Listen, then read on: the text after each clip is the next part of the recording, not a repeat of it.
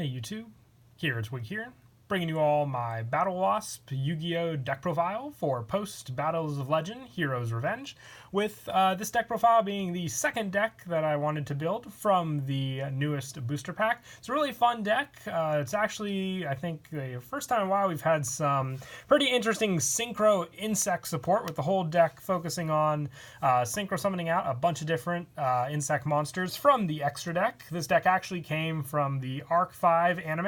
I believe the character's name was Shinji. He was from the Synchro Dimension, and he used this deck in, I think it was the second round of the Friendship Cup tournament against Yugioh. So it was a pretty awesome deck. I never thought we'd actually get it in real life, but glad that we did. But enough further ado, let's go ahead and get started with the deck profile.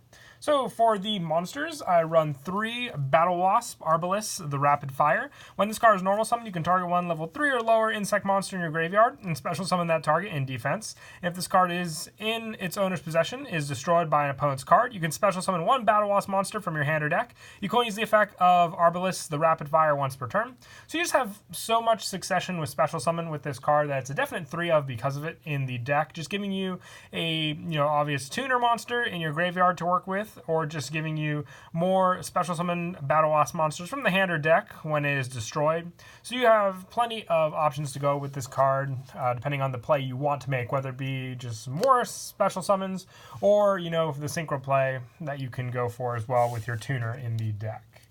I also run 3 Battlewasp Twin Bow the Attacker. During your main phase, you can special summon this card from your hand. Also, you can have special summon monsters from the extra deck for the rest of the turn, except insect monsters. You can only use the effect of Battlewasp Twin Bow the Attacker once per turn. This card can make a second attack during each battle phase. So having 1,000 attack makes the second attack during each battle phase pretty worth it if your opponent's field is clear, or they have weak monsters on the field that you can attack over. But also just an easy special summon from the hand, and with the majority of our extra deck being insect monsters, that doesn't really limit us for our special summons either. So just remember that with this card as being another definite 3 of in the deck for that easy special summon to the field, and then just keeping your offense up with this card as well.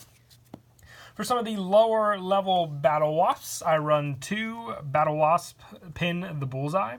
If you control an insect monster, you can special summon this card from your hand, and during your main phase, you can inflict 200 points of damage to your opponent for each Battlewasp Pin the Bullseye you control. You can only use each effect of Battlewasp Pin the Bullseye once per turn. I only run 2 of this card. The burn is, it's pretty cool for the 200, but I like it more just for the special summon of this monster onto the field, giving you an adjustment for any of the synchro monsters you may want to run, since we do run a good amount of different level synchro monsters in the extra deck. So having options for which one we want to go to with Pin the Bullseye definitely does help in the deck, since it's just an easy special summon and doesn't have to take up your normal summon either.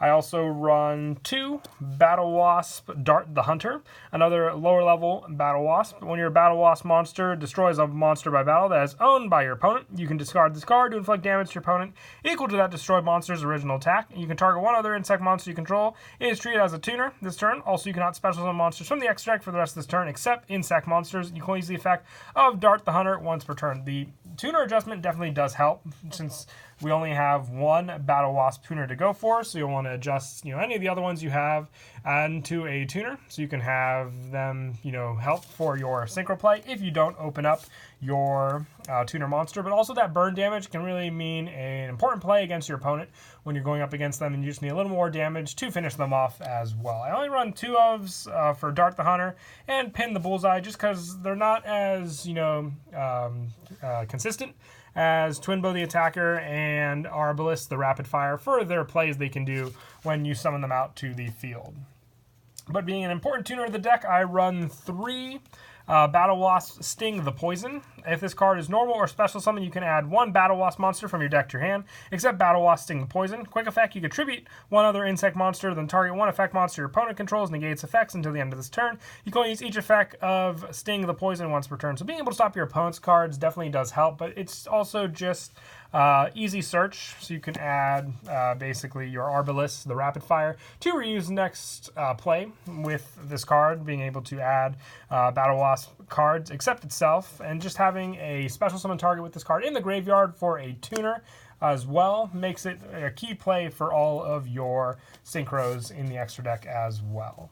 And then for a little more generic insect support, I run 3 of Azcapede the Worm Warrior. Cannot be normal or set, must be special summoned by banishing 1 insect-type monster from your graveyard, and cannot be special summoned by other ways. If this card inflicts battle damage to your opponent, send the top card of their deck to the graveyard. So it's just an easy special summon. You can have plenty of resources in your graveyard set up for this card to enter into the field for its special summon, giving you another monster to work with for, let's say, our higher level synchro monsters we run in the deck as well. That level 4 boost definitely does come in handy, since we can have plenty of other insect monsters to adjust on the field. Just for 1 banish, this card is very, very important, just for giving you more and more monsters to work with. And having 1900 attack, I'd say the only negative thing about it is the fact that it is an earth monster, so it doesn't work with some of the wind plays we can do when we get to the extra deck that I'll mention. The same goes for Howling Insect. I like to run 2 of this. It's just another easy special summon from the deck when it's destroyed by battle. For a good majority of our insects, I'd say just Arbalist and Azectopede, I think that's how you pronounce it, are the only exceptions for this card, but still like to run the 2 of it for that special summon. You can even special summon itself if you wish. Just 2 of it though. I don't really want it filling up some of my other Battlewasp plays. I like to keep those open for when I draw those cards out. And lastly, I kept the last spot open for just a small hand trap lineup to help combat some of your opponent's cards some more. It could be any hand trap you wish. I just have Effect Veiler as my preferred option in this deck for that purpose. And that is it for the monsters. We'll now move on to the spells. The Battlewasps have some really good spells. I run 3 Revival Swarm. Target 1 Battlewasp monster in your graveyard. Special summon it. You can banish this card from your graveyard, then target 1 insect monster you control. It cannot be destroyed by battle or card effects until the end of the next turn. You can use the effect of Revival Swarm once per turn. So you have the easy special summon of your Battlewasp monsters, but you also have the protection play. I really do like that it says the end of next turn. It's not a quick effect, so you have to use it during your turn, obviously. But if you have one of your big Battlewasp synchros on the field, you can have easy protection for them against your opponent's cards, and you don't have to worry about too many of your opponent's plays next turn, knowing it'll remain on the field. And I also run 3 Summoning Swarm, another great card, as the card says, to swarm the field.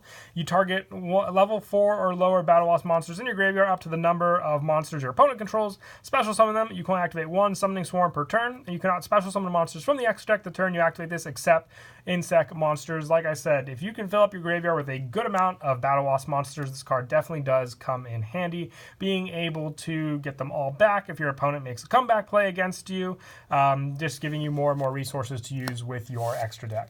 And then for more generic insect support, I run 3 Insect Imitation, just an easy special summon. You run plenty of different level Battlewasps in the deck, so this card definitely does come in handy as a key play extender, and also setting up your graveyard for Summoning Swarm, giving you more and more Battlewasp monsters in the graveyard to use. And then for some one-ofs, I run 1 Foolish Burial. This one's great for setting up your tuner in the graveyard for special summoning it back. Also, 1 for 1, plenty of level 1s to summon out, and 1 Monster Reborn for getting back resources to use on the field also.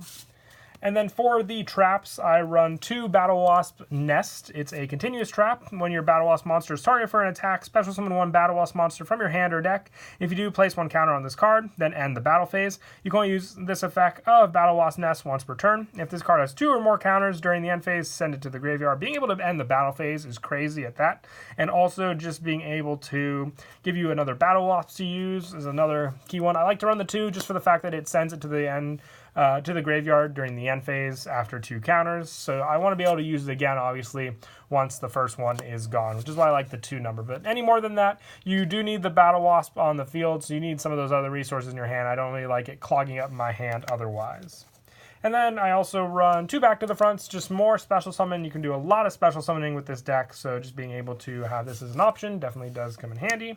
And lastly, I also run just a small Solemn Brigade, so 2 Solemn Strike, 1 Judgment, and 1 Warning, just for basic needs to stop cards that maybe some of your Battlewasps can't, but more just to stop big monsters from your opponent's field entering the field.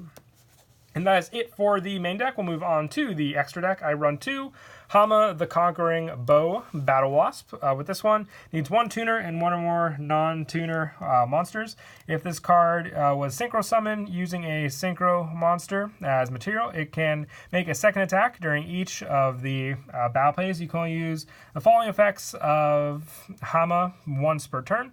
When this card inflicts battle damage to your opponent, you can make all monsters your opponent currently control lose 1,000 attack and defense. And at the end of your battle phase, if your opponent is not taking any battle damage, you can inflict 300 damage to your opponent for each Battlewasp monster in your graveyard. So you have plenty of ways to burn away at your opponent with this card. Definitely one of your go-to Battlewasp synchro monsters as well, being one of the more offensive and powerful ones at that.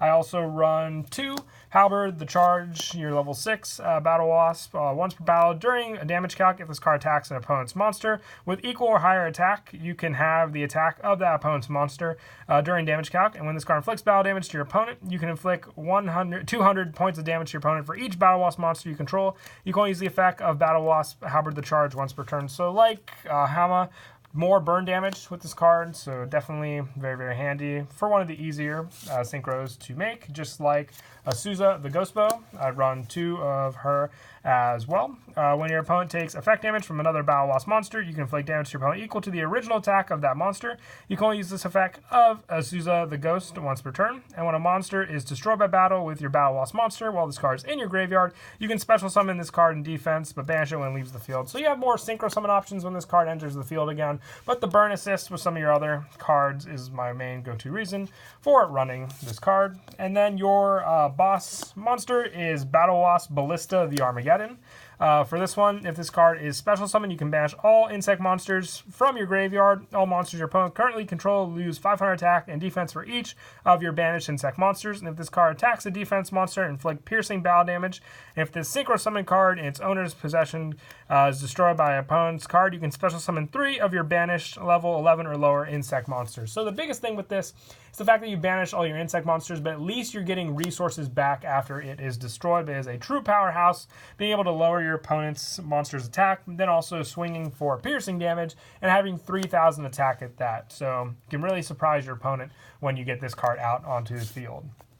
And then just for more generic, 2 Great Fly, you're limited to insects with a lot of cards in this deck. So having this card be a win boost for your Battlewasp, but also being a insect itself doesn't really limit you with your extra deck plays, which is why I like to run 2 of it. Same for Insector Picofelina. If you wanted to run a 3rd Great Fly, you can take this card out for that option, but it's just another insect card to go for that play if you have some of your other insects from the deck that aren't wind, of course, which is why I like to run the 1 of this card for that link summon option, so you can keep your synchro plays going. And when you can make the generic plays, I run 1 Nightmare Cerberus, 1 Nightmare Phoenix, 1 Topologic Trisbana, and 1 Borreload Dragon to finish off the extra deck.